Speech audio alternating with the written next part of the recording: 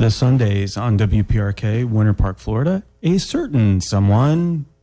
I don't know if that's how they meant for it to be pronounced. Good morning. My name is Nick. You're listening to A Certain Degree. And I'm here with a very special guest, as I am every week, 7 to 9. I'm a pretty lucky guy. I'll be honest with you, Bree. Is it because you're talking to me? Or? Well, yeah. I mean, I get to talk to really cool people every week. Mm-hmm. You included. I'm at the top of the list currently. Uh-huh. Yeah. You are the most recent person I've spoken to. Yes. So the top of the list. Yeah. Clearly. Yeah. And so people come in, they want to share what they're doing. They want to teach me a little bit about what they're doing. Because frankly, this is a great way for me to meet people and network. Mm-hmm. I'm what I would describe as a recovering introvert. Mm-hmm. And so going out to events and talking and like meeting people, that's the most exhausting thing I can think of. And it takes a long time for me to recover. But for this, I enjoy it because I really get to know somebody. I get to do some research on some things, whether it's through the bad business ideas or the quiz, or getting to know, one of the things you're passionate about, which is I already kind of knew about being vegan. Mm-hmm. I kind of know about yoga, and I know I'm not going to do it. You should. I should. Not very flexible and super embarrassed about doing it. That's why you should do it. Uh-huh. But what I don't know a lot about is tarot card reading. Mm-hmm. And so that's something that you've been doing for a while. Yes. And we're going to do one right now. Yep. But just reading about it was very interesting in terms of, trying to figure out which suit that I line up with. So I'm a cups because I'm Cancer. Mm-hmm. So like the water energy. The water, yep. Yeah. So got a lot of water energy. I retain quite a bit of water. I retain water as well. Yeah. I feel like every human being does, but well, that's unfortunate. Well, I thought I was special. You can still be special. Okay. So how did you get into tarot card reading in the first place? So my family, they're from Cuba, so they practice Santeria. And my grandmother taught me with poker cards. And then just like a regular deck of cards? Like a regular deck of cards. Okay. And then the older I got, I just started doing it more and more. I always kind of grew up in like this like magical household, and I thought it was just kind of like normal and quirky type of situation. Apparently, not a lot of people do this. Like they didn't grow up the same way I grew up. But I really like tarot cards because they're visual. Mm-hmm. The older I got, the more intuitive I became with the cards. I can pick up any deck. I don't need a guidebook. I don't need anything. I can just read it. A lot of that has to do with like trusting what I see and what I feel when I meet someone, not just like, oh, the book says yada, yada, yada. So the tarot cards themselves, the artwork on them could be different from deck to deck. Usually is different from deck to deck. And they're themed. So if you really like steampunk, there's a steampunk tarot. If you like animals, there's like animal tarot. And then you have oracle decks as well.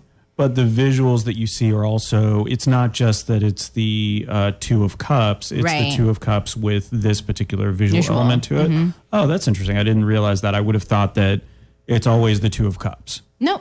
Okay. It's really cool. Yeah. There's a little bit more leeway with the major arcana, which is the 22 cards that depict like the major players of the tarot. Mm-hmm. Usually that's where a lot of the fun imagery comes from. And then the oracle decks, those vary in numbers, visuals, and things like that. And I always like to use them together to kind of paint a better picture for that person. You're doing this professionally, for lack of a better term? Yes, I'm a professional witch. That's exciting. Okay, that is exciting. So you do this for people at live at breweries, Hourglass Brewery, which is a fantastic place. Love you guys. Wonderful beer. Everything else about it is fantastic. And they also support art. They also support music. They also support a number of other things, including yourself. Mm-hmm. So you do it there. But then you're also branching out and doing it via Etsy, so doing it online as well. Absolutely. So that's something new for you, too. Have you done a lot of that where it's sort of remote? I've done it very, like, impromptu, where my friends are like, can you do a reading for me real quick? I'm like, sure. But instead of me just trying to take a picture and, like, send you the like what I'm writing, because text messaging, my thumbs will get tired. Yeah. I was like, let me just put it in, like, a Word document. I'll attach the picture, and then you can just sit there and read it. And not only you can print it out and just read it as many times as you want until it like kind of resonates with you. And that's what people do. They're like, yeah, I read it, I print it out. And then like when they feel like it's time for a new one, they get a new reading. So I was always doing it. Now I just put it on Etsy, so there's more of a range. And also on Instagram, I used to do like free readings where I would do like a 1-card draw. Like, tell me you need a card. Boom, here's a card, take a picture, send it to you. So I do that sometimes too. And that's like my karma for, like I need good karma points. We all do sometimes. I really need to stock up. So, because I get into shenanigans and I need the good karma bank, you need to make some deposits. A lot. Great. Good to know. Good to know. Well, this will count towards that. Yay. I'm sure. I hope. As I roll my eyes on the radio, which always comes across very well.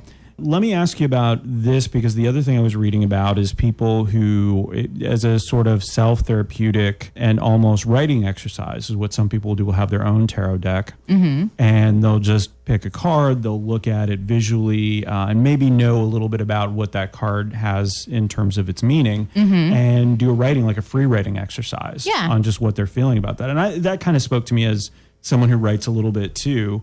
That kind of spoke to me as, that seems kind of like I wouldn't have thought of that. So are there a lot of, you think of the traditional tarot card reading as the maybe 3 cards across and then 1 up and 1 down and that sort of thing. Are there a lot of other uses that you've noticed about tarot cards and how they're used over the years? Absolutely. One thing I like to do is I like to use yoga and tarot together. This is like the energy that I'm feeling for this practice, and it's something I need to focus on. I do that. Even my kids draw cards. Like when I'm like, hey, you having a bad day? Like draw a card. Like, let's see what's kind of going on. And it kind of empowers them to take control of a situation. Be like, oh, I guess I am a little this, and this. I'm like, okay. And then let's talk about it. They're good starting points, like for conversation. They're good meditative exercises. It really is just a tool. It's a spiritual tool to help you to where you need to be. That's it. I don't use it as a predictive method. And how do you feel? So I think that was the thing about it is, I want to know my future or something like that. That's not really where people could use it for that. I mean, they can, and that's phenomenal if they did. That's not where you're coming from. That's not where I'm coming from. I'm really using it as like, hey, this is the energy around you. These are kind of like the situations that you're going through. How can you alleviate some of those obstacles to get to where you need to go? Okay.